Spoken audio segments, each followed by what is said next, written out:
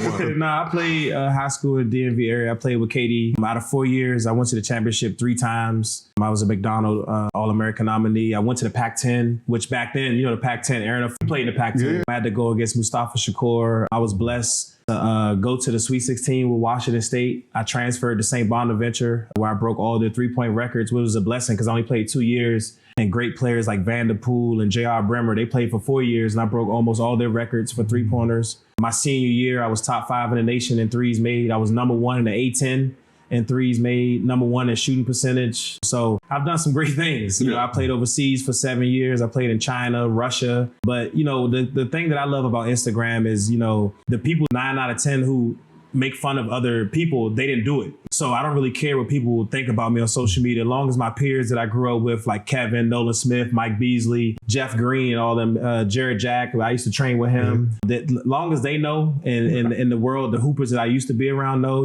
one of my mentors is Craig Hodges. He was one of my coaches overseas. Craig Hodges seen me score 22 points in a quarter before.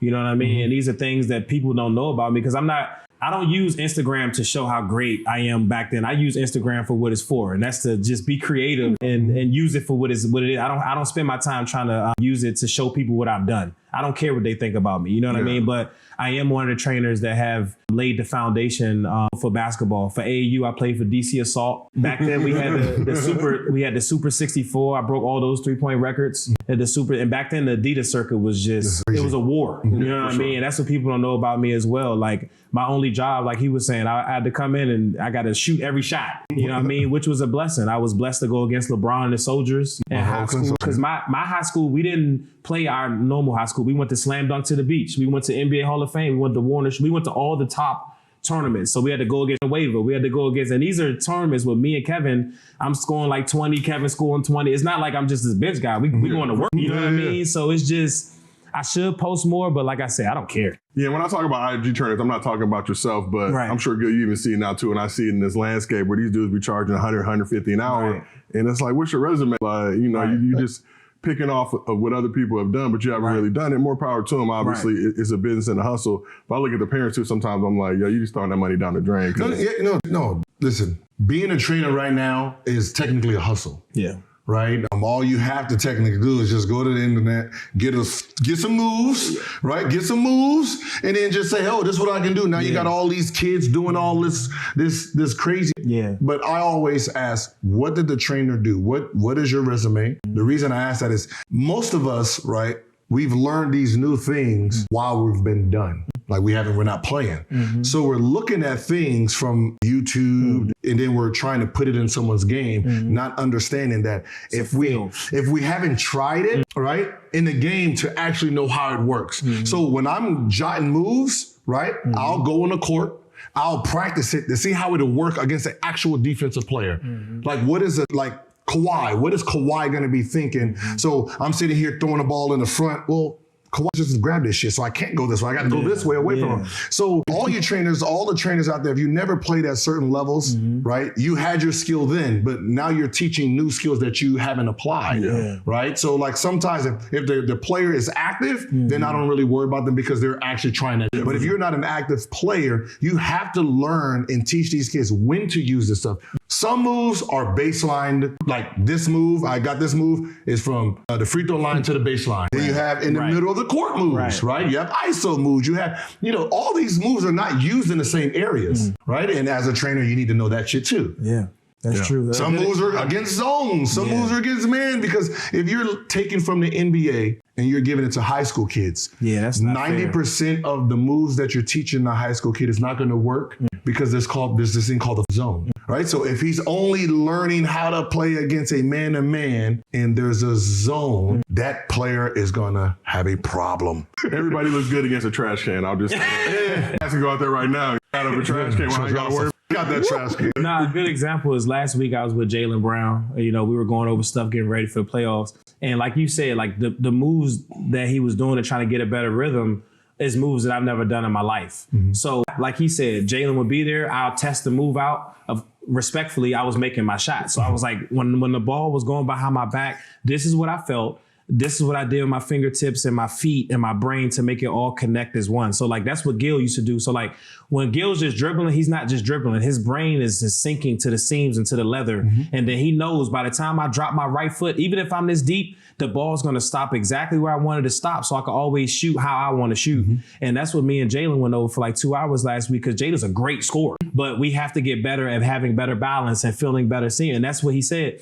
Jalen was like, show me. And as trainers, if your client if you can't show your client exactly what they're learning, it's like me. Like I can go online and watch somebody teach how to play the violin, but if somebody say, hey coach, can you play this song? And I don't know how to play it, that's not fair. You know what I mean? So, but I do respect, we do give people a hard time.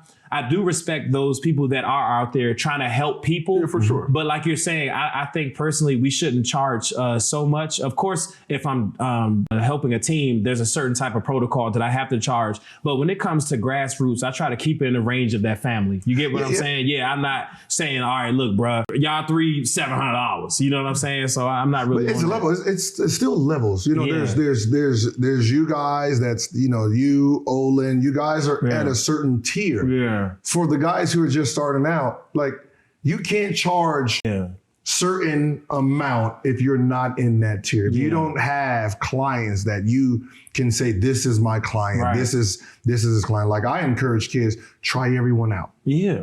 The reason you try everyone out is it's like a buffet, right? Yeah. You have to create an appetite of different things so you understand your palate. Because if I'm learning shooting techniques from you, okay, this guy is a dribbling coach. Okay, this guy is layup guy. For me to be great, I have to understand all of them, right? And that's why process the great, throw away the. And that's what a lot of people understand about me. So let's do Bobby Portis.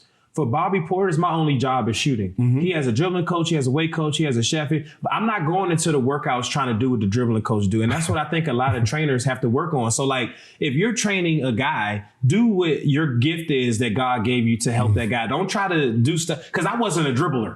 But the one thing I always knew how to do, I get to my shot. So you're never going to stop me from getting to my shot. Pac-10, A-10, whatever. I'm always going to get to my shot. So that's where I come into play, where somebody like Grayson or Michael Porter Jr., they say, well, this guy's jamming me here. I'm not as athletic as you, but this is what I used to do right here. And they be like, God damn, like that worked. Yeah, this is what you can do in this spot right here, and it's going to work. See, the thing that people don't know even about Gil, get it, him mellow, they can put the ball behind their neck, stick their leg out, put it in your crotch area, just so you can take a gentle step back and immediately shoot. So it's different things that I know how to do to really change the rhythm of something and then get my shot off that a lot of dribbling coaches and a lot of people don't know. And I think if trainers if you're good at something, just stick with that. And then once you master that, like he's saying, you can say, oh, I trained Antoine this year. His assist turnover ratio was this. And and then now that's when your resume builds up. And I think that's what helps me, is because when I go in to train a guy, if me and Gil are trainers, I let him speak. He does his thing. He lets me speak. It's not about egos. Oh,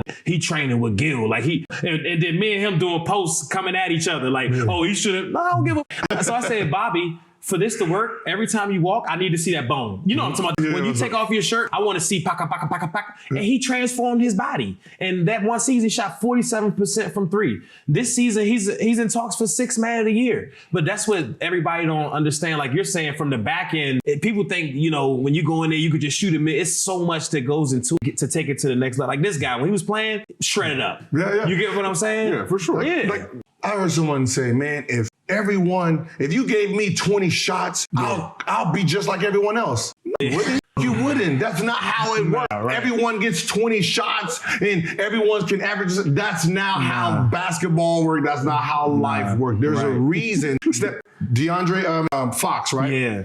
He just made a comment about Steph. Yeah. Right? He is an extreme athlete. Yeah. Went against an extreme conditioned athlete. Yes. Right? To be able to shoot 20 shots a night, you have to be physically capable of doing it. Yes. Right? That is just not, I can wake up out of bed and your body has to be trained because you're going to cramp at night. Your body's going to be sore. Like even with my wrist and arm. Yeah. If you take 100 shots today and 100 shots tomorrow, shit's going to be sore to the point you can't shoot for the next 2 days. Well, so you have to train your muscles to be able to shoot 1,000 shots a day.